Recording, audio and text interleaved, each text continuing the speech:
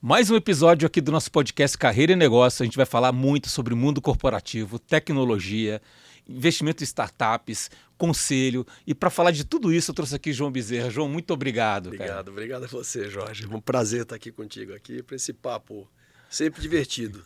A gente já começou a bater papo antes de começar o podcast, né? Nem gravaram nada. Pô, a Maurício não gravou a gente aqui, pô. Ô, João, comentando um pouco, você ficou 36 anos no Itaú, né? Como é que é esse...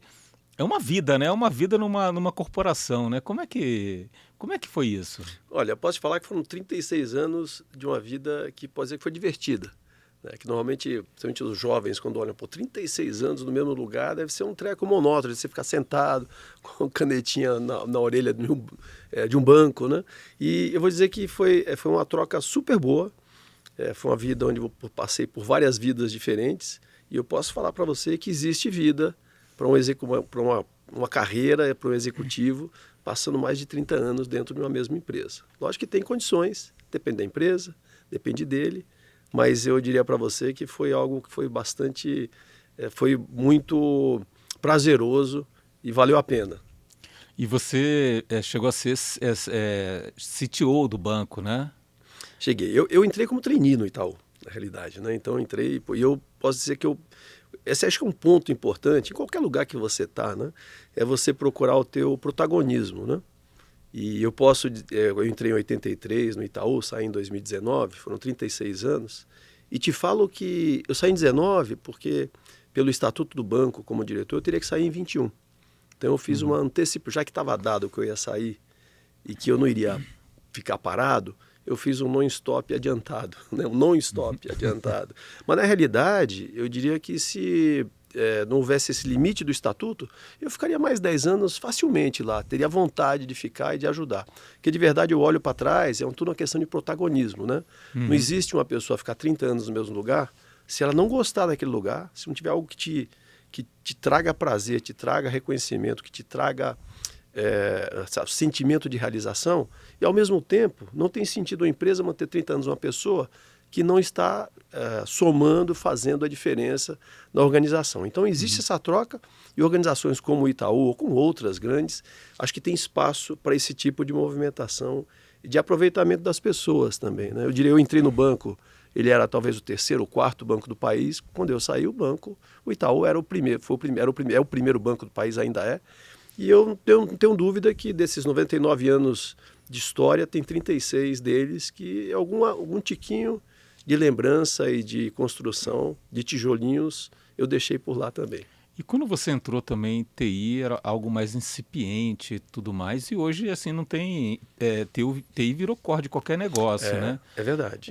Como é que foi essa tua jornada pela área de tecnologia? Quando você entrou como trainee, você já sabia qual era o caminho? Como que você acabou trilhando esse lado para a tecnologia? Bom, eu fiz engenharia, né? Então, como engenheiro eletrônico, né? Eu gostava muito daquele negócio de construir. Então, eu programava em Assembler, programei em 80, 86, 80, aqueles microprocessadores 80386, os primeiros computadores pessoais, e fiz telinha em wire-up para montar com componentes digitais. Mas, de verdade, quando eu entrei no Itaú, eu não entrei na Itautec, mas na Itaú Data, que não existe mais, que era a área de tecnologia do Itaú, do Banco Itaú. E eu entrei numa área que chamava de teleprocessamento. Aí foi super legal, porque eu me formei, entrei lá e eu descobri que eu não sabia nada. Não sabia nada. E eu fui aprender com os técnicos que não tinham feito faculdade. Foi com eles que eu fui aprender com toda a humildade para entender o que era teleprocessamento, que era um negócio novo no Brasil, o que era redes, networking. E a partir daí, na década de 80, a gente começou com pequenos modemzinhos, montando sistemas de comunicação para ligar as agências, e eu vi esse banco ficar online. Então, o teleprocessamento era a área que conectava o banco nas redes, né? Ou na rede do banco, né? Entre os seus grandes centros de processamento e depois, gradativamente, com relação às agências, né? E nessa época era aquele modem que fazia barulho, não era? Era, e os modems tinham velocidades altíssimas, de 2.400 bits por segundo. 2.400 bits, 2K bps. Hoje a gente fala de mega, giga. Eram modems que simplesmente trafegavam informações, mas que deixavam uma agência online. E isso é interessante, você falou de tecnologia, porque existiam algumas tecnologias prioritárias em cada ano. Então, se pegar a década de 80, a tecnologia prioritária para um banco, para fazer ele crescer, era o back-office. Então, o que é o back-office? O back-office era você ia numa agência, lá em Fortaleza, para descontar um cheque, você dava o cheque, ele olhava, o rapaz se virava, olhava no listão, riscava lá o teu saldo, atualizava com a caneta, e aquele listão ia de noite para um centro de processamento, um núcleo ali em Fortaleza. Aquele núcleo digitava, com sistemas Cobra, sim, poderosos sistemas Cobra da década de 80, aquilo era faziam entrada de dados, aquele listão de todas as agências da região eram transmitidos para Recife, que tinha um computador mainframe IBM, processava ali a região e transmitia para São Paulo. São Paulo fazia toda a consolidação do Brasil, devolvia aqueles arquivos para Recife, que fazia o split, mandava a transmissão para os núcleos, que imprimiam de novo os listões de cada uma das agências. Aí a agência, o RAP ia levar o listão até a agência que tinha o seu listão atualizado. A agência era assim, uma agência offline, mas tinha tecnologia de back-office por trás, que tinha muita computação por trás. E a comunicação de dados, o teleprocessamento, fazia isso acontecer. Então, essa foi a década de 80, foi em cima dessa... Quem tinha essa tecnologia de back-office, os bancos que tinham isso foram os bancos que cresceram, que conseguiram fazer isso de maneira gradativa e consolidada, controlando seus pontos no Brasil, né? E não tinha sistema nenhum, então? Não tinha sistema online nenhum, o sistema era offline. A agência trabalhava offline. O online veio na década de 90. De 90 até 2000, a tecnologia prioritária foi telecomunicações. O Brasil era muito escasso em telecom, não existiam companhias privatizadas, era tudo estatal. Privatização veio só em 98. Dentro do Itaú, eu ajudei a montar uma rede de telecomunicações. Eu fui diretor de telecomunicações naquele período. Então, nós montamos uma operadora lá dentro. A gente montou uma rede satélite com 500 estações distribuídas no Brasil. E o objetivo ali era colocar a agência online, porque a inflação comia o dinheiro. Quando uma agência estava offline, a gente perdia dinheiro. No online, essa agência começava a ter um outro contexto de... Que você demorava para realizar a transação e aí demorava para fazer a compensação entre bancos e o dinheiro perdia valor. E né? para o lado do cliente também, né? Que passava a não ter como controlar o seu. Na hora que você passava a ter uma agência online, aquilo ali passou a ser instantâneo, né? Então, a tecnologia da década de 90 foi telecomunicações. Então, os bancos montaram operadoras. Eu mesmo conduzi em 2001 o outsourcing da nossa rede de telecom. Vendemos, na época, por 230 bilhões de dólares para a Telefônica na época. Então, foi mais um caminho. Chegou na década de 2000 a 2010, a tecnologia prioritária passou a ser data center. Porque os bancos que tinham capacidade de integrar, fazer aquisições, pôr para dentro e processar mais rapidamente, eram aqueles que conseguiam ser bem-sucedidos. Foi o caso do Itaú. Você imagina quantos... Eu devo ter passado por mais de 20 integrações entre Credicar, Bank Boston, Orbital, Unibanco, Citibank. Então, os bancos conseguiam integrar muito rapidamente, ter capacidade de processamento muito grandes, eles eram os caras que conseguiam crescer mais. E, de fato, isso ajudou muito o Itaú. Logicamente, na década de 2010 a 20, a nuvem apareceram Amazon, Azure, Google, que passaram a ter capacidade de processamento maior do que os bancos, então não fazia sentido ter isso dentro de casa. Mas, por exemplo, na década de 80 ainda, né? Que ainda não tinha, você não tinha essa conectividade. Como é que o back-office falava entre os estados? Como é que era isso? Existia uma rede em estrela. Na verdade, naquela época já tinha um centro grande de processamento em São Paulo, um centro grande de backup em Campinas, e em São Paulo era conectado com 10 grandes CPDs no Brasil. E como é que era conectado? Era conectado com linhas, com pares de fios que iam com modems de 9.600 bps. Com modem mesmo, não era modem. Linha, era próprio ou era linha telefônica pública? Na verdade, eram linhas digitais que a Embratel fornecia, e o modem era nosso, a 9.600. Depois nós mudamos para moderníssimos modems de 19.200 bps, que já eram controlados por sistema. A gente conseguia dar comandos nesses modems, em vez de só fazer a configuração.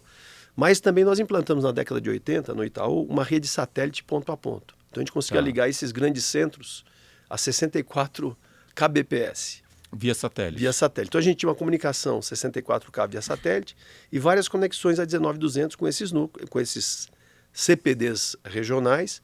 E os CPDs regionais tinham conexão com LPs, com linhazinhas a 9.600, 2.400, E muitos deles tinham conexão via linha de escada.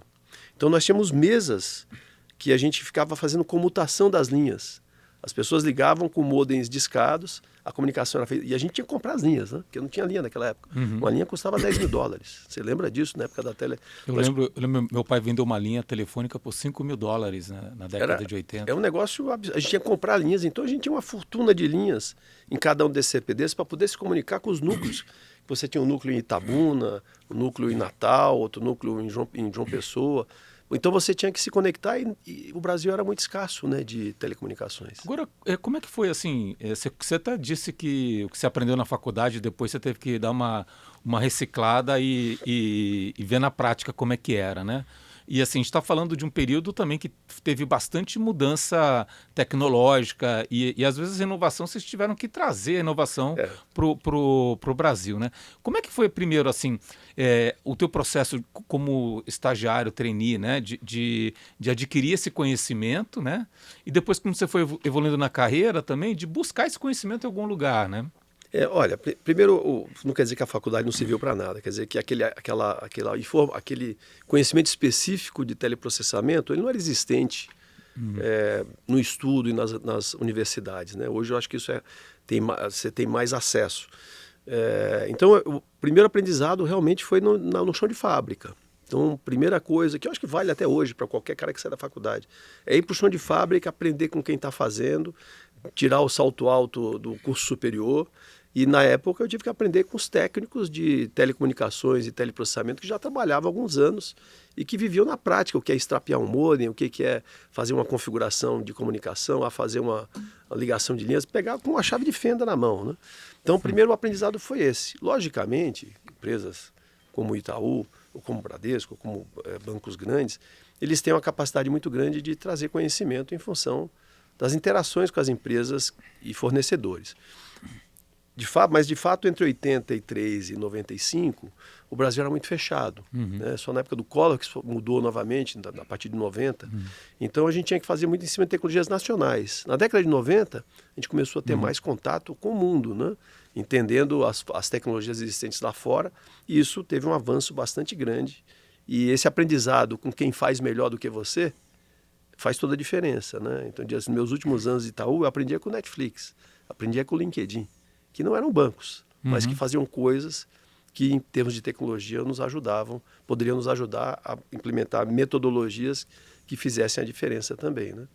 Mas, assim, no final da década de 80, início da década de 90, o Brasil fechado pela a parte de importação de equipamento eletrônico e tudo mais, como que os bancos fizeram para assim, contornar essa situação, né? Porque você precisa evoluir tecnicamente.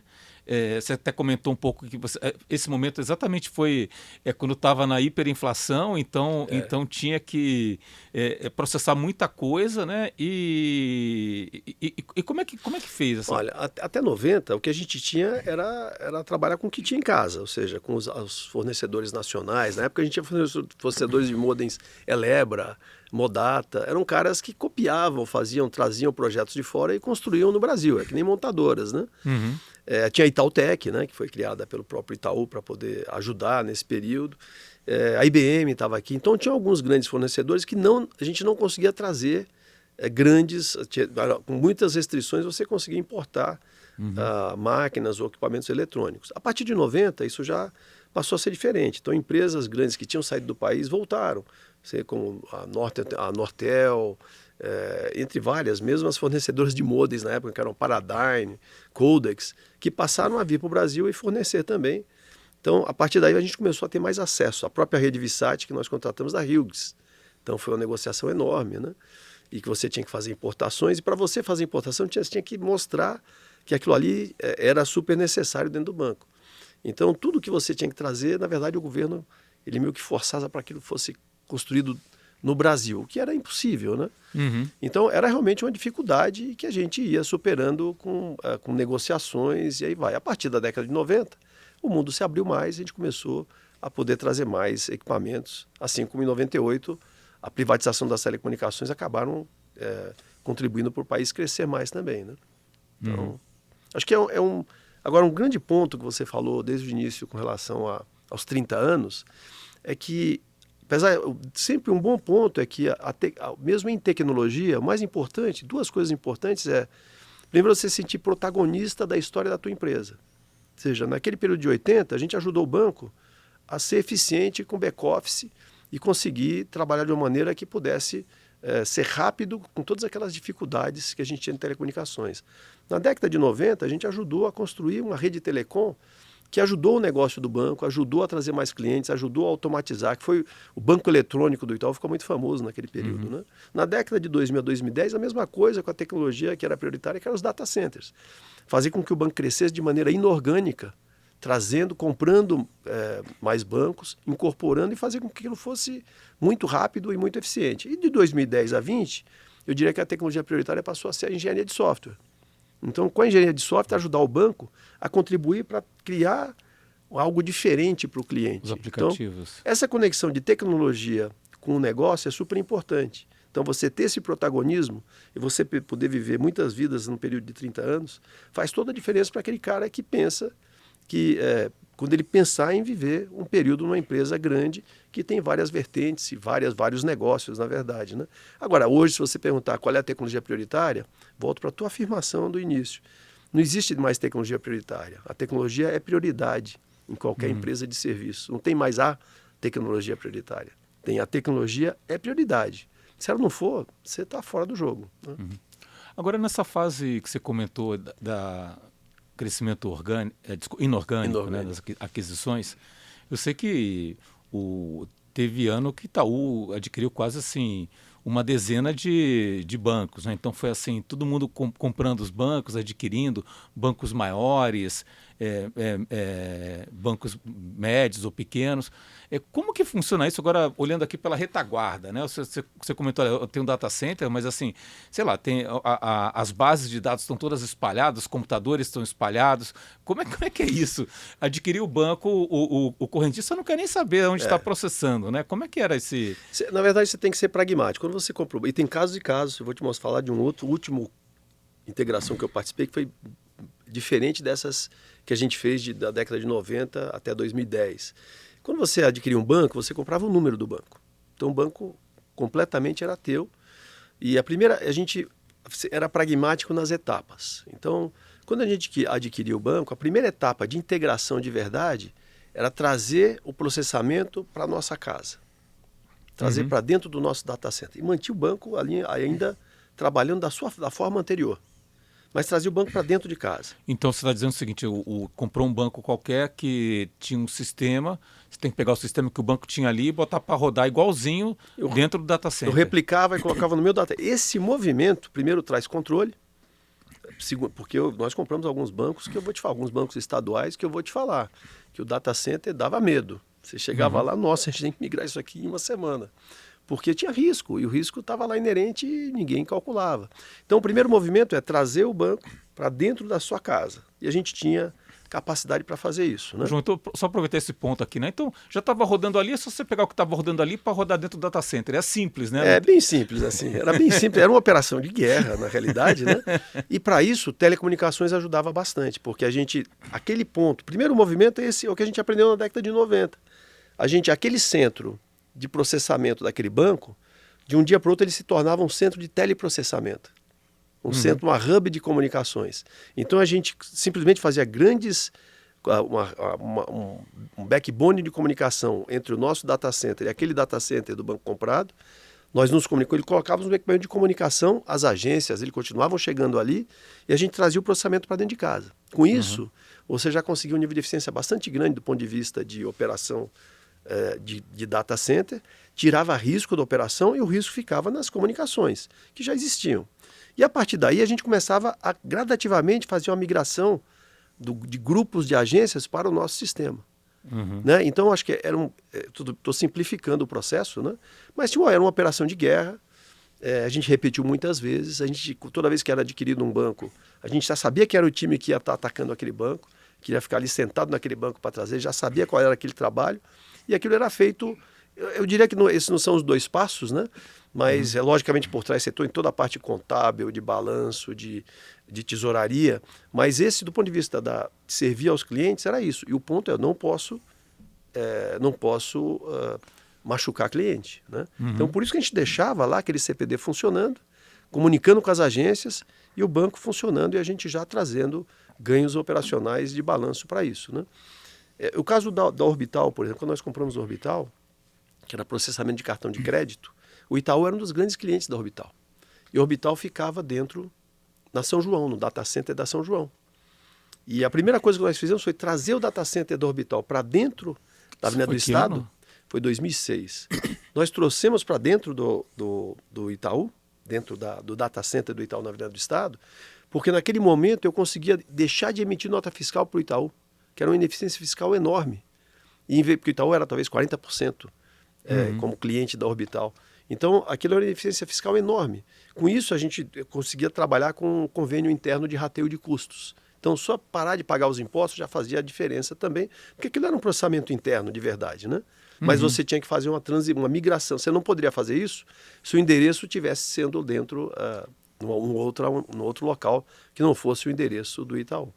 Então, são pequenas nuances de cada um dos processos. Se você pegar o caso do fundo do caso do varejo do Citi, que nós adquirimos aqui foi 2016, 2017, foi a última integração que eu participei lá no Itaú, que eu coordenei junto à área de tecnologia, já foi um pouco... Nós não compramos o banco, o número do banco. Nós compramos o fundo de comércio, compramos a operação de varejo e tivemos que migrar aqueles clientes para o Itaú. Então é diferente, a gente não pôde fazer esse mesmo modelo que a gente usava em outros bancos. Nesse caso, a gente teve que montar uma operação combinada com o Citi, em que a gente iria trazendo gradativamente clientes para cá. E são várias migrações, porque você tem que fazer migração de tesouraria, migração da corretora de seguros, migração da corretora de valores, migração das folhas e toda a parte administrativa e migração do contábil. E todo dia o Citi processava para nós. Então, todo dia eu fechava balanço com o Citi. As agências que ainda estavam rodando lá, a gente colocava dinheiro na tesouraria e zerava no final do dia. Então, é uma operação complexa, mas que depende de ter gente que saiba como coordenar isso, né? E que você está falando migração, você está migrando primeiro as máquinas, né? Mas depois você tem que juntar os dados que estão nas máquinas para ficar num lugar só, né?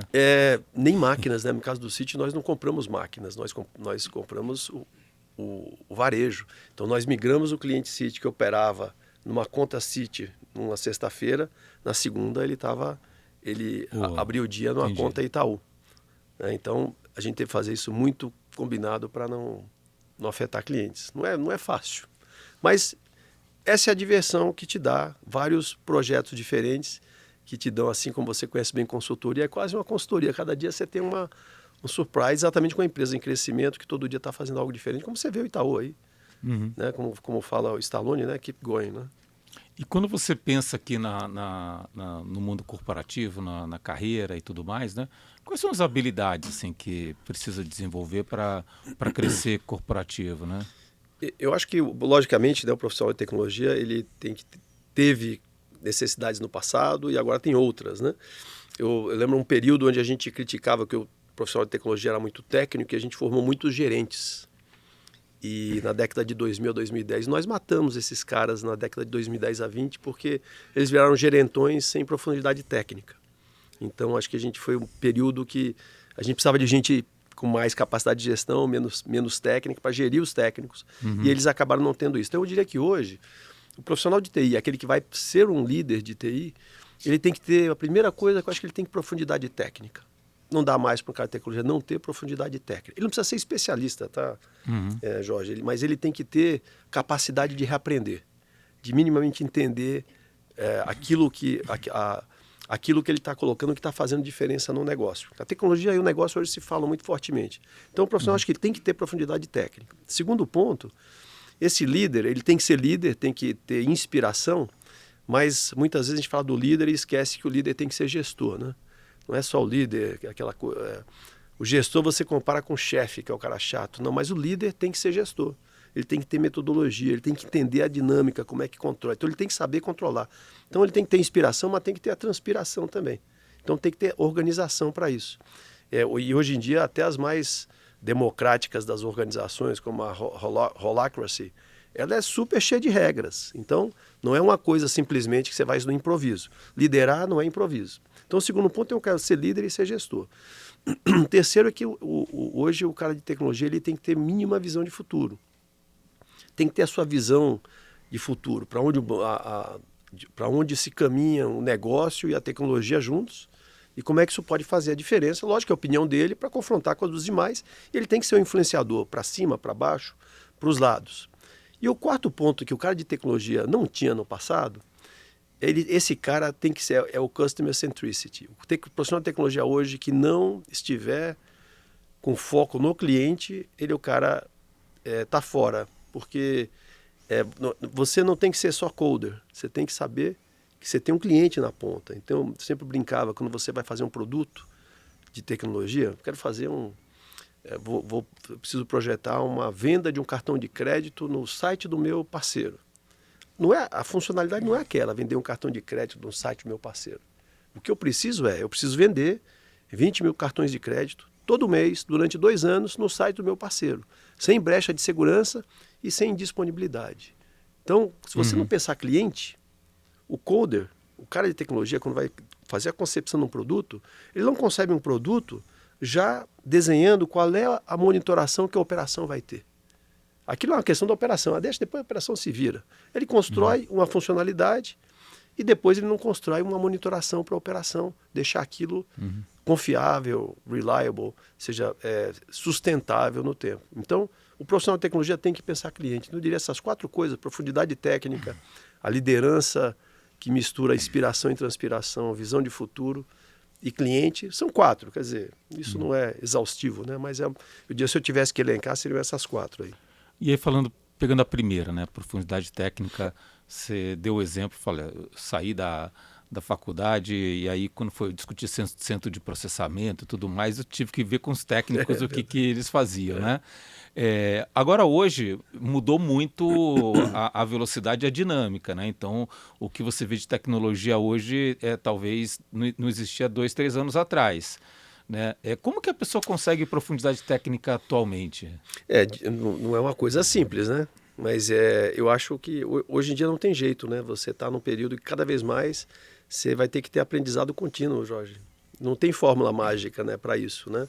Eu mesmo, no que eu faço hoje em dia aqui, eu tento me atualizar constantemente nesse mundo fintech e cada vez que eu me atualizo eu vejo quanto eu sei pouco. Aí dá aquela sensação de desespero. Pô, mas eu não estou sabendo nada. E cada vez aparecem mais coisas, né? Web3. Então, eu acho que não tem jeito. Logicamente, você tem que ter foco naquilo que você está fazendo, né? Porque tem conhecimento aí disponível. Hoje é mais fácil você buscar conhecimento, né? Seja em educação continuada, seja em universidades, seja lendo, seja pesquisando, perguntando para um chat GPT, né? Eu acho que você tem que se virar e tentar buscar essa informação e esse conhecimento para aquilo que você precisa. De novo, né, quando você fala de tecnologia, então o principal, se eu voltar para os 36 anos, da questão que me fez ficar tanto tempo no mesmo lugar, foi a questão de usar a tecnologia aplicada. Ou seja, toda vez que eu falava de tecnologia, eu estava ligado por o que aquilo ali iria fazer, que contribuição aquilo teria no negócio. Então, na hora que você fala da profundidade técnica, quanto mais você entende em que você quer aplicar aquilo, e não simplesmente ser um purista, né, ser um ciberneuta, né? A gente que é engenheiro gosta, né, de discutir aqui na tecnologia, mas sem saber onde é que vai aplicar, o que aquilo vai fazer a diferença. Então, o principal você vai ter a profundidade técnica adequada para fazer a diferença naquilo que você quer transformar no mundo. Então, agora, vamos pegar na prática, no seu caso específico, né? Então, bom, se a pessoa tentar buscar profundidade técnica, vai entrar no loop infinito, né? Então, assim, a minha pergunta como que você seleciona, né? Quais tópicos você acha que vale a pena ou faz sentido para você, né, entrar na questão de profundidade? E aonde você vai beber dessa água, né? Aonde que você busca essa profundidade técnica?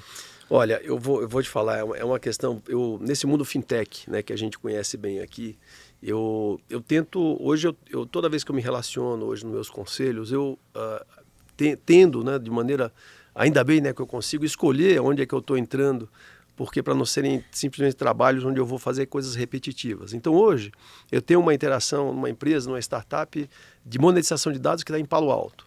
Tem uma empresa que é uma fintech chinesa, que as equipes de desenvolvimento estão lá em Shenzhen e que tem pontes no Vale do Silício. Outras são empresas de energia renovável. E, logicamente, acaba me dando uma capacidade de aprendizado nesse próprio dia a dia, onde eu estou me exercitando profissionalmente, eu acabo trazendo essa motivação, o apelo e vamos dizer assim, o empurrãozinho para estudar.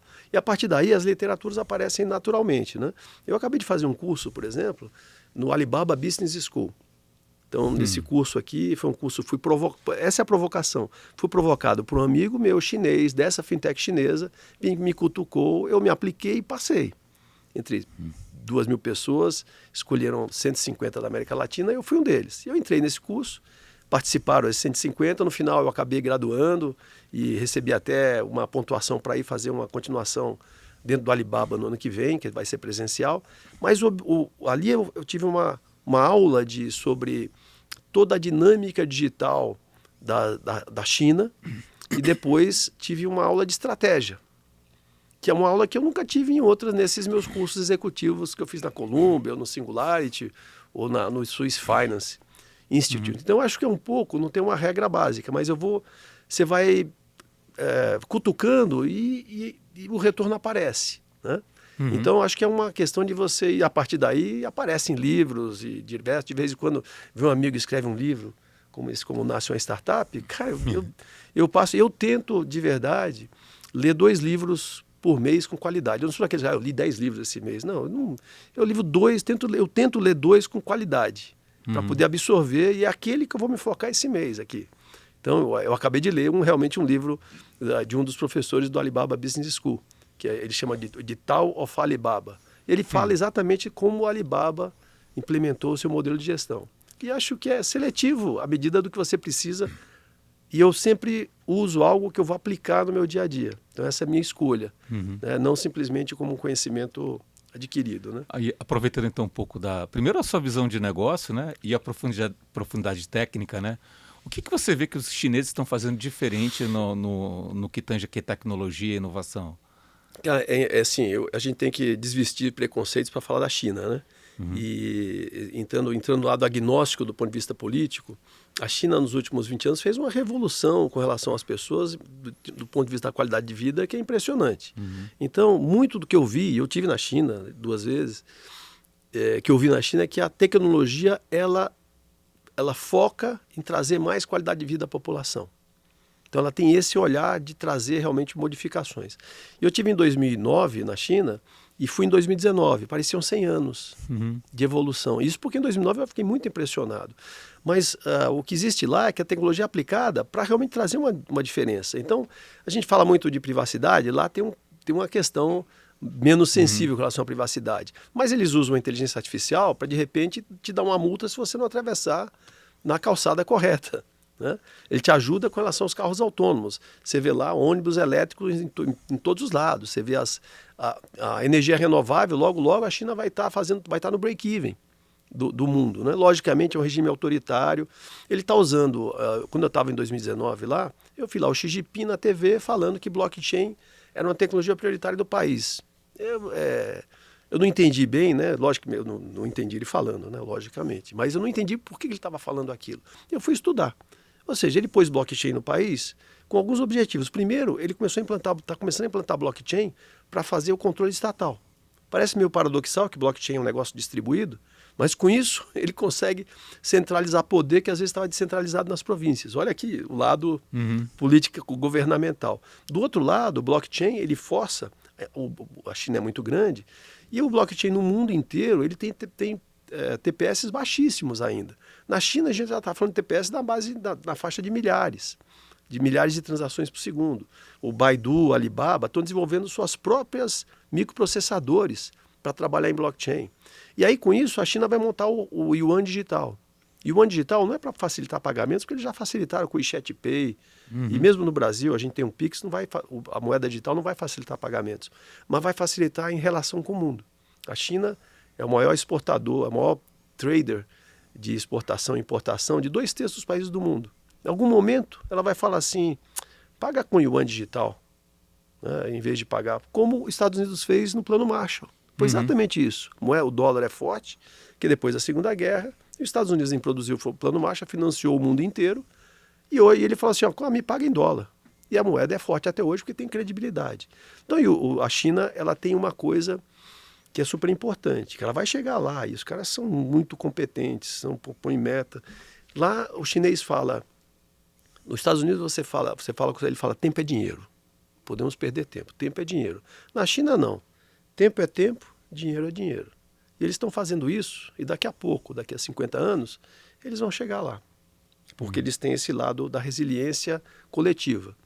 E mais do que isso, quando a gente fala a China é comunista, né? A China é mais do que isso, a China é confucionista. O comunismo foi os últimos anos, esses últimos 100 aninhos, né? Que na verdade vieram do Mao Tse Tung de 40 para cá, que já acabou de verdade. Mas a China é confucionista, então as pessoas não entendem que a China, na sua história milenar, sempre foi autocrática, sempre teve hierarquia. Confúcio traz alguns valores como família, educação, mas traz hierarquia também. Então o chinês tem uma formação de geração para geração que é confucionista. A gente tem que entender confucionismo antes de fazer um carimbo de comunismo. É lógico que tem práticas que vieram ainda dos regimes autoritários, né? Que hoje você tem que combater. Não dá nem para discutir, porque o governo não permite, né? Mas, assim, se você olhar do ponto de vista prático, aquilo que foi realizado nos últimos 20, 30 anos é um negócio espetacular. E, logicamente, tem o seu lado que tem que ser crítico também com relação à questão dos direitos humanos, né, em algumas situações. Eu trabalhei na China e uma coisa que me chamou a atenção, o cara falou, Jorge, a China entende aqui mainland, então assim, a China é isso, né? É o centro do mundo. Agora, nos últimos 100, 200 anos foi uma exceção. É verdade. Mas a gente vai voltar, o que a gente sempre foi, né? Eu acho interessante, porque uma coisa também que eu vi na China, que às vezes você não fica pensando, porque olha a China, você vê bicho-papão, né? Por causa do comunismo. Nós crescemos assim, que é o viés do nosso crescimento. E você chega lá, você ao estudar a história da China, você vai perceber que a China foi muito mais invadida do que invadiu. Você fala, eles se bastavam ali naquela terra. Eles nunca foram, porque ela foi invadida pelo Japão, pela França, pela Inglaterra, e mais do que ela invadiu outros locais, né? Então acho que tem um ponto, a gente tem que estudar um pouco a história de maneira mais, não de maneira curta, de maneira mais longa, para você entender melhor todos esses movimentos, entender um pouco para onde ela pode ir. O João, você falou aqui que o profissional de TI do futuro, né, tem que ter 4 atributos e um deles é essa visão de futuro, né? E aí eu vou voltar com a mesma pergunta que eu fiz antes. Como que você faz para você ter trabalhar essa visão de futuro e tentar ver o que vai acontecer lá na frente? Olha, eu vou tentar responder essa pergunta de maneira mais aberta. Eu diria que, e não quer dizer que eu sou o cara que sabe fazer isso, mas eu tento sempre tentar olhar o presente lá do futuro. Porque normalmente, na nossa escola tradicional, a gente tenta construir o futuro a partir do presente, que vai movimentando, e logicamente quando você tem que ter estratégia, mas para você saber onde você quer chegar, primeiro que você tem que olhar o presente lá do futuro, tenta se olhar no futuro e enxerga o presente. Enxergou o presente, aí você tenta trabalhar, pensa 10 anos, planeja 3 anos, que é a sua estratégia, e executa bem 1 ano. Então, geralmente a gente sai da execução de 1 ano e fica tentando, e no final das contas, quando você não tem essa visão de futuro muito clara, e logicamente que o futuro é um alvo móvel, né, Jorge? A gente fala de uma coisa e pode chegar em outra, né? Mas na hora que você tem um ponto lá na frente do futuro, você consegue planejar estrategicamente os próximos 3 anos. Esse é meu plano para 3 anos. E esse ano eu vou executar isso aqui bem. Daqui a 6 meses você volta a conversar, pode ser que o alvo mudou, às vezes está para cá, então você faz pequenas mudanças. Mas geralmente a gente sai fazendo, e duro que isso acontece com pessoas inteligentes. Pessoas inteligentes geralmente sabem o que fazer no curtíssimo prazo e dá certo. E aí no final você está preso no projeto Zeca Pagodinho, né? Deixa a vida me levar. Tá? Então eu acho que, eu diria, não tem o olhar que eu tento fazer sempre, é tentar olhar o presente lá do futuro e tentar ver se esse é o caminho. É assim que eu tento ajudar hoje nas empresas que hoje eu participo. E como é que foi na sua transição, né? Pensando um pouco nisso, né? Então, olha, deixa eu olhar o que vai acontecer daqui a 10 anos, deixa eu planejar para os 3, deixa eu executar. Aí você falou que foi 2019, você sai do Itaú, né? Toda a mordomia que tem, né? Um diretor estatutário e tudo mais, e vai partir aqui para para o mundo das startups, inovação e tal. Como é que foi essa tua transição? Assim, qual foi o modelo mental? Né? Como é que você planejou e executou isso mentalmente? É interessante, né? Às vezes eu falo, muitas pessoas me procuram em função disso, eu falo, não repito isso em casa, cada um tem o seu jeito. Mas eu diria que eu tentei olhar lá para frente, do futuro, olhando para o presente, onde eu estava, porque eu teria que sair em 2021. Isso era 2017, 2018. Então eu comecei a planejar ali. Uhum. E na verdade, eu olhei para frente, eu me imaginei, nesses 10 anos, eventualmente, estando como um executivo em outro lugar. Uhum. Em outro lugar diferente, que não Itaú, que pudesse... mas essa é a visão, algum lugar, mas de maneira contribuindo dentro do ambiente financeiro e de tecnologia como todo. Então, essa é a minha visão original. E a partir daí, comecei a discutir internamente. Aí, começa a discutir no banco, falei, pô, você tá louco? Não enche o saco, pô, sair do banco, né? Para que sair do banco? E eu fiquei pensando que meu último ano ia ser aquele ano que todo mundo sabia que eu vou sair em abril de 21, você vai sair. Então, todo mundo sabe que você vai morrer em abril de 21. Então, eu falei, eu não quero passar essa sensação. Eu quero sair de uma maneira ongoing, ascendente. E o que eu fiz, lógico, eu negociei internamente, dá aquela dificuldade, não é a decisão que você toma, decidir, olha como eu sou, né? Como eu sou um cara seguro. Não é assim, você sai inseguro. E eu discuti muito internamente, lógico, o banco não queria que eu saísse, minha turma, se eu falasse, também não ia querer que eu saísse. Eu também ficaria lá mais 2 anos e estaria feliz, né? Mas eu tomei a decisão antecipada, aí de repente o banco falou assim, puta, você encheu tanto o saco, então vai, pô. Né? Falei, agora ferrou, agora eu vou ter que ir. Né? É um pouco essa sensação, eu estou meio dramatizando aqui, mas assim, era uma coisa que eu achava que tinha que fazer mesmo, porque se eu chegasse no 21, eu achei que ia estar numa curva que eu não ia ter a continuidade que eu gostaria. E eu saí de um super ativo no período que eu saí em 19, né? E eu tomei a decisão, eu fiz exatamente isso. Eu olhei para os 10 anos e planejei 3 anos, onde eu imaginava nos 2 anos seguintes eu iria sair, eu vou contar o que eu fiz no primeiro ano, e depois voltaria para algum outro banco em crescimento ou para uma outra empresa, porque eu estaria dando o meu período de saída do próprio Itaú. E aí eu peguei eu executei o primeiro ano. Então, o primeiro ano eu executei, me juntei em faculdades aqui, me juntei no mundo fintech no Brasil, fui para o Singularity University, fui para Israel, fiquei 30 dias, fui para Portugal ver empreendedorismo, fui estudar governo digital na Estônia, fui para a China, passei lá um mês também, perto do Covid, fui para o Chile, Peru, fui conhecer um pouco do que estava acontecendo aqui, fiz investimentos em alguns banquinhos digitais aqui fora do Brasil, entrei para fazer mentorias em startups.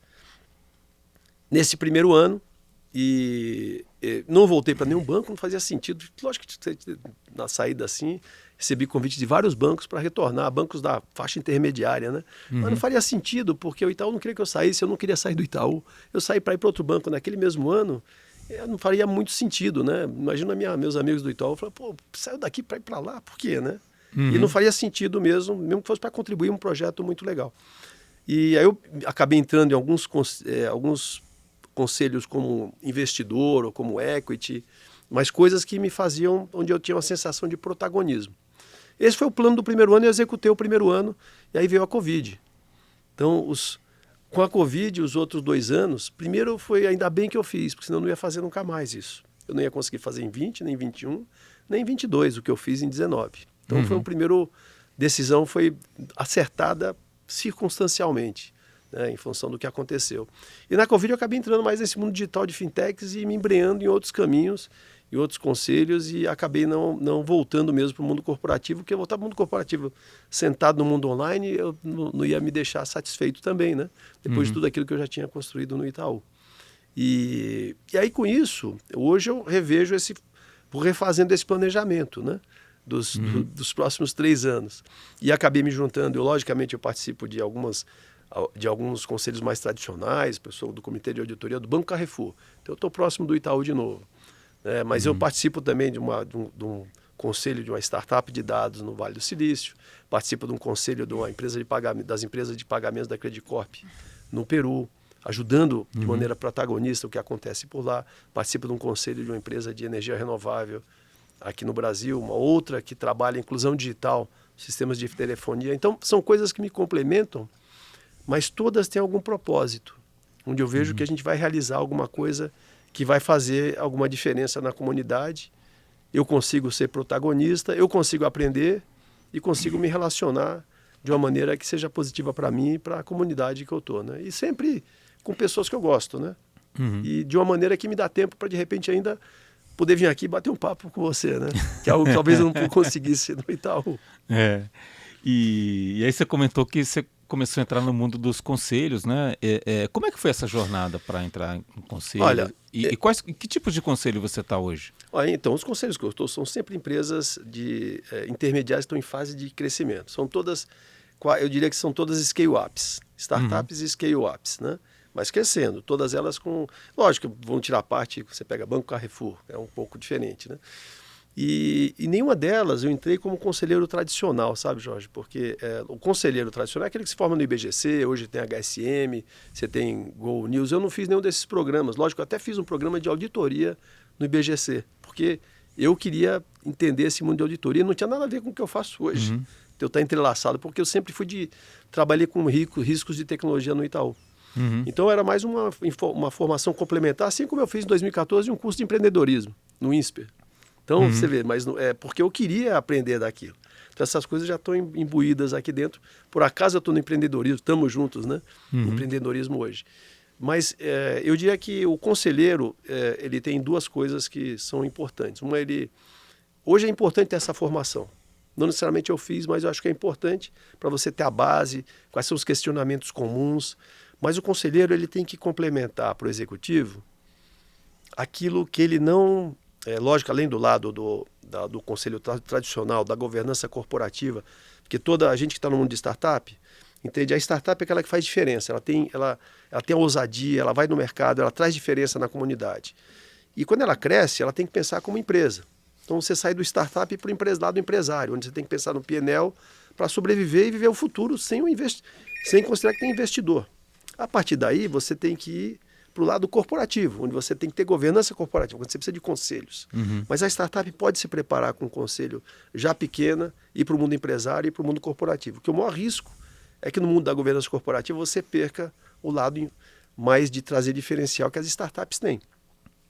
Então, aqui nesse movimento, eu diria que os conselheiros hoje eles têm que trazer mais para as empresas que estão nesse nível corporativo, como trazer esse lado provocador de uma startup, esse lado da governança corporativa com o conselheiro tradicional traz, mas algo que o executivo está perdendo também, duas coisas que o executivo a gente se prende no dia a dia e acaba deixando de fazer. Um é voltar no chão de fábrica, e voltar no chão de fábrica é fazer gambas contínuos, não é fazer de vez em quando, é ir lá na ponta de maneira contínua, porque cada vez que o executivo vai no chão de fábrica, ele toma decisões executivas muito melhores. E o outro ponto é o executivo pensar mais estratégia, porque tudo ele não tem tempo do chão de fábrica e não tem tempo da estratégia. Eu estou muito ocupado para a estratégia. O mundo está caindo, eu não estou pensando em estratégia. E você pensar, o executivo tem que ser aconselhado pelo conselheiro como pensar em missão, visão, valores e estratégia faz toda a diferença. Então, hoje em dia, eu acho que as empresas, os executivos estão precisando disso. Estão precisando desse lado do pensar mais estratégia, determinar um tempo para isso e ter tempo para o chão de fábrica. Eu acho que hoje tem um papel muito importante do conselheiro de fazer essa provocação entre empreender, fazer diferencial no mercado, entre chão de fábrica e estratégia, além daquilo que ele já traz hoje da governança corporativa, que tem a ver com o dia a dia, aquilo que se aprende realmente nesses estudos de conselho. E você, como conselheiro, você também tenta chegar no chão de fábrica ou não? Eu particularmente eu vou no chão de fábrica. Então eu não sou daqueles conselheiros que vai só pegar o jeton na reunião, eu acabo me envolvendo muito com as equipes e às vezes até eu tomar um pouco de cuidado, tenho que dar um passo atrás para não me ver como se fosse um executivo, né? Mas senão você não entende para poder ajudar nas decisões. Mas você comentou que você está Banco Carrefour, Credit Corp, né? Então são grandes... Como é que você faz para ir no chão de fábrica desses grandes bancos? É claro, vamos pegar... às vezes você tenta ter horários, ter as janelas para você falar com toda a equipe de tecnologia, entender melhor o que eles fazem. Eu tento, quando eu vou, no caso do Peru, passo um dia inteiro de qualidade, além da reunião do conselho, conversando com todas as equipes, interagindo no decorrer do mês. Isso, logicamente, que acaba te trazendo demanda, né? De vez em quando eu estou em casa, E minha mulher que vê, pô, você deixou de ser executivo, mas tá 8 da noite, toca o telefone, o que é? O plantão de dúvidas? Mas eu acho que faz parte, é da minha, vamos dizer, da forma como eu ajo, que me deixa bem, né? E eu acho que isso faz a diferença na hora de você sentar num conselho e ajudar, debater junto com os demais os destinos da empresa, né? Uhum. E você, então eu entendi assim, mapeando que você está em algumas startups, talvez com um papel mais ativo ou menos, né? Ou como conselheiro ou como investidor, está como conselheiro de scale-up e está como conselheiro de corporações, né? O que muda quando você vai da startup para scale-up e para uma corporação? Ó, na startup ela tem necessidades muito específicas, né? Às vezes ela tem necessidades de sobreviver, ou ela tem necessidades de ser ajudada a crescer. Às vezes uma pequena ajuda que eu dou, uma experiência que eu tive pode fazer toda a diferença, uma conexão que eu faço pode fazer toda a diferença numa startup. Então, num conselho de startup, você tem isso. E depois, você tem um terceiro... Startups são 3 pontos. Um é você ajudar a sobreviver. Segundo, você pode ajudar a crescer, seja com a experiência, com as conexões. E o terceiro, ajudá-la a fazer um M&A e um exit, com conexões, com a sua própria credibilidade, ajudando a startup. Quando você vai para uma scale-up, você tem que ajudá-la a criar a governança corporativa. Você tem que ajudá-la a trabalhar o P&L. Tem que ajudá-la a ter que viver ser um investidor e como partir para um outro nível de investidor, que ele vai começar... A empresa, a scale-up tem que estar preparada para ter uma pessoa lá dentro com ideias diferentes que não é mais o dono. E quando você chega no nível corporativo, aí sim, você tem que ajudá-la a criar governança que a ajude a ser listada um dia. Então, porque aí você tem que entrar nos próprios processos, entender como é que funciona a Nasdaq, como é que funciona a B3, saber que você tem que ter uma governança que exige um balanço que tenha que ser muito bem trabalhado, que você tem que ter um comitê de auditoria, que você tem que ter seguir critérios de diversidade. Então, trazer para uma empresa outras preocupações, e quando a gente fala de diversidade, não é só cumprir a regra, né, de uma B3 ou da Nasdaq, mas saber como uma corporação que pretende ser bem sucedida na sociedade, tem que espelhar a sociedade. Então, eu tive no Netflix, eu comentei com você, na época do Itaú, fui lá para estudar Chaos Engineering, que é uma técnica de manter disponibilidade nas aplicações. Eu acabei tendo a oportunidade de conhecer as equipes de diversidade. E o Netflix faz uma pergunta muito interessante lá para todas as equipes, até porque é uma empresa global que quer se conectar no mundo. Ela pergunta, who's missing here? Ou seja, quem está faltando aqui antes de contratar? Porque essa pergunta é importante para qualquer grande organização. Porque se você está num país como o Brasil e na tua equipe não tem 56% de negros, você não está espelhando a sociedade, você está espelhando só a Suíça do Brasil. Se você está numa empresa e não tem 51% de mulheres, você não está espelhando a sociedade. Se não tem 10% de pessoas LGBT, você não está espelhando a sociedade. Se não tem pelo menos uns 5 a 10% de pessoas deficientes, você não está espelhando a sociedade.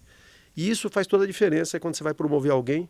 Aí vem a diferença entre igualdade e equidade. A igualdade está escrito que todo mundo é igual. A equidade é assim, quando você vai promover alguém, é perguntar, só tem esses 4 brancos héteros de 1,80 m para ser como candidatos à promoção? Não tem nenhuma mulher?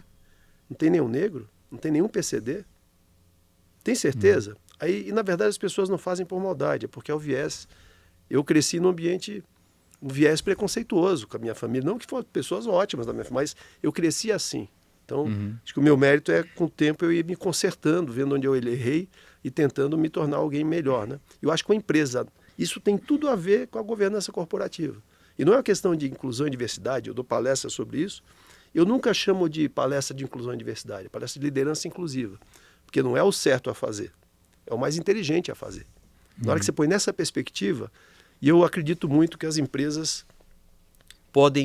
as corporações têm uma missão, podem mudar o mundo de maneira mais fortemente do que um governo. Quando o Walmart decide vender, de repente, um produto que é mais renovável, é no mundo inteiro. Ele faz uma diferença maior que muitos governos. Então, eu acho que a corporação, quando você vira conselheiro de corporação, você tem que ter essa consciência coletiva para que a empresa faça o mais inteligente para ela. Se ela fizer o que é mais inteligente, ela vai fazer o que é certo. Então, eu diria que são startups, scale-up, corporação, tem 3 visões diferentes, mas a corporação ela tem uma capacidade de mudar o mundo de maneira muito forte, né? E uma capacidade de poder ser bem-sucedida se olhar dessa maneira mais inclusiva também, né? Isso é uma questão de crença e de convicção, né? Eu li um estudo de Harvard falando um pouco sobre quando você tem um grupo que ele é homogêneo, né? Então, e se você insere, né, qualquer diversidade nesse grupo, as decisões se tornam muito melhores, né? Inclusive o comportamento muda. Então, se tem um grupo só de mulheres, quando entra um homem, ou vice-versa, os próprios homens ou mulheres daquele grupo já mudam de comportamento porque o grupo já está mais diverso e as decisões tendem a ser melhores. São mais difíceis de tomar, né? Você vai ter mais discussão, debate, mas eu acho que com certeza serão decisões mais acertadas. O João, mas você falou um negócio da governança, assim, que eu queria explorar um pouquinho, né? Que aí pega um pouco da sua experiência como CTO, tecnologia, né? Então você pega uma grande corporação, ela tem anticorpo corporativo, né? Então tem todo o arcabouço de governança, mas se você colocar uma startup debaixo da estrutura de um grande banco, você mata aquela startup rápido. E tem casos que aconteceram aí, diversos, compraram negócios que foram fenomenais, os bancos, o negócio mingou por causa principalmente dessa estrutura, né? Agora você pega também, você pega teu outro lado, né, como investidor anjo e tudo mais, você vai pegar a startup, o cara não sabe nem o quanto ele está faturando, o que está acontecendo e não consegue separar, não sabe nem se a empresa vai quebrar ou não, né? Qual é a dose certa de governança, né? Onde que você acha que está esse equilíbrio? É difícil você achar. Eu acho que... Eu vou te falar o que eu acho e vou dar um exemplo. Às vezes a gente contratava gente muito diferente, no próprio Itaú, e caras queriam fazer diferença, que não agiam igual a nós, e a gente trazia o cara, eu contratava e falava, olha, você veio para cá porque você tem que fazer a diferença, você tem que agir diferente, trazer inovação, ser combativo e fazer isso, entendeu? Não, pô, tem certeza que você vai sair de uma startup, você vai para um ambiente que é diferente, mas a gente quer isso, tudo bem? Tudo bem. Contratou, então, ó, tá, você já resolveu. Então deixa eu falar a última coisa para você. Depois que você entrar aqui, a gente vai tentar matar você, tá? Só para você saber. Porque é assim que a campanha reage, né? E aí tem os dois lados. Primeiro, eu tenho que ter a capacidade, eu como empresa, de tratar diferente os diferentes, porque isso é bom para mim. E ele vai ter que ter a capacidade de ser resiliente para poder passar por essas dificuldades.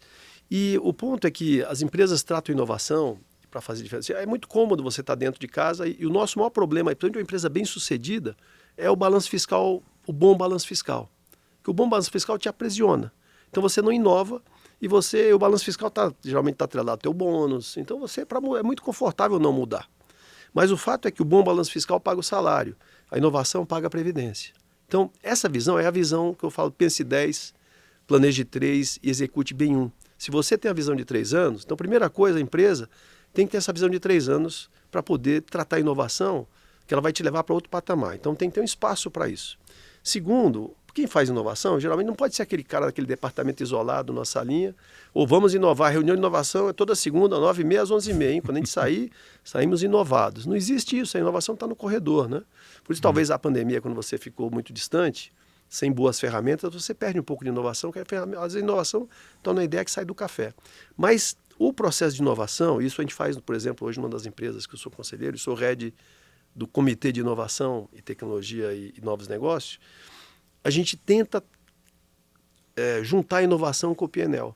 Não existe nada que você vai inovar se aquilo não trouxer de alguma maneira um PNL. E é isso que cria o círculo virtuoso. Na hora que você consegue esse clique da inovação, gerar PNL, gerar resultado e você voltar, daqui a pouco aquela inovação passa a ser brand da empresa. Então você começa a ser você não precisa mais criar esforço para você trazer a inovação. Mas lógico que você tem que ter um processo. Então tem um frame importante de fazer com a inovação, desde a ideação até aquele momento que virar aprovação para se desenvolver um produto, aquilo tem que estar casado com o PNL da empresa. Senão você cria algo muito lúdico, intangível e que logo vai ser morto, que fica de lado, né? E acho que você tendo isso, é mais fácil você trazer gente que vai fazer a diferença, porque eu também já participei de empresas que queriam ser muito inovativas, estavam virando scale-up, aí compra uma startup, abre um processo aqui, abre um monte de produto, não sabe nem porque está fazendo, o conselho mata esse processo, porque não tem resultado. Não dá para você fazer nada assim se você também não apresentar resultado para a empresa, nesse período que ela está virando, que eu falo, virando uma scale-up, onde ela tem que trabalhar PNL, tem que dar resultado para poder virar uma corporação. Né? Não se sustenta mais investimento a fundo perdido, estilo SoftBank dos últimos anos, né? Dos últimos 6 anos. Então, hoje você tem que ter esse caminho. Mas a inovação tem que conversar com o PNL. Agora, a empresa tem que ter esse entendimento que a inovação paga a previdência. Senão ela vai estar sempre focada no balanço fiscal. Aí volta para aquele projeto que eu falei para você, o projeto Zeca Pagodinho. Uhum. E você tem, assim, você lidera alguns pools, né, de fintech e tal. Aí aproveitando um pouco dessa sua experiência, né? O que é inovação para fintech? Cara, eu diria que vamos partir do princípio, o que a fintech faz, né? Que acho que a fintech, os principais objetivos dela é tirar a fricção do sistema financeiro. Uhum. Ou seja, democratizando o acesso, barateando o custo e fazendo algo que um grande emprego, um grande player não quer fazer, é muito pequeno para ele fazer. Eu vou dar exemplo, vou pegar fintechs que a gente investe lá. Uma fintech, ela investiu num sistema de logística que põe no embarcador e no transportador, tipo uma Graneiro e uma Magalu. E ela emite a nota fiscal, ela emite a averbação, todo aquele processo chato e ela simplifica a vida desses dois caras. Com um clique ele gera tudo para o caminhão poder sair e tal. Esse cara implantou esse sistema e percebeu que ele é o primeiro a ver a nota fiscal. O que ele começou a fazer? Escuta, por que você não antecipa no meu FDIC, em vez de pedir lá para o Itaú, para o Bradesco ou para o Santander? Antecipa comigo. É assim que a fintech nasce. A fintech nasce aonde? Tirando fricção do sistema financeiro ou dos próprios ambientes. Então, começa tirando fricção do sistema financeiro e começa entendendo nichos. Tem fintechs que a gente investiu lá que sabiam dar crédito para clientes de dentista, de clínica capilar e de estética. O cara lá da clínica capilar, o cliente do dentista, ia lá nos bancos pedir, eu preciso de dinheiro para tratar meu dente ou para fazer meu implante. Então, muito bem, está aqui, pega aqui no seu cheque especial, né, 1.232% ao ano. E esse cara entendeu como é que se dá isso, se juntou com as clínicas, mas um banco não tem essa capacidade de focar nesses segmentos que são pequenos a princípio para ele. E também o modelo de negócio, né? Porque quando você financia um tratamento desses, não é só os juros, mas tem toda a margem mercantil da operação, né? Então, enfim, mas ele entendeu aquela operação, entendeu aquele processo, assim como o cara da logística, assim como tem uma outra fintech que a gente investe que é de uma contabilidade médica. Ela percebeu que todo médico, quando entra na faculdade, vai virar um microempresário, ele nem sabe. E ele não sabe nem fazer o imposto. Então ela oferece fazer um imposto que vai reduzir em 30% a carga tributária dele, porque eles não conhecem. Então ela começou a ser uma pessoa de confiança daquele cara. Ela criou uma continha digital, ela não quer ser um Itaú. Ela criou uma continha digital, e aquela continha digital ela automaticamente paga os tributos para o médico.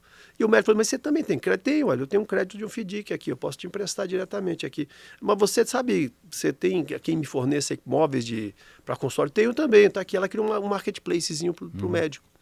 E, logicamente, depois que o dinheiro das consultas cai ali, depois ela passa para o Itaú, para o Bradesco, para o Santander, para o Nubank, sei lá, para o banco de preferência do médico. Mas a fintech não veio para destruir o player que está aí. Ela veio aproveitar a brecha. Então, não é... Você fala, os bancos digitais é outra coisa, tem banco digital demais. Mas fintech, ela vem para tirar a fricção do sistema financeiro.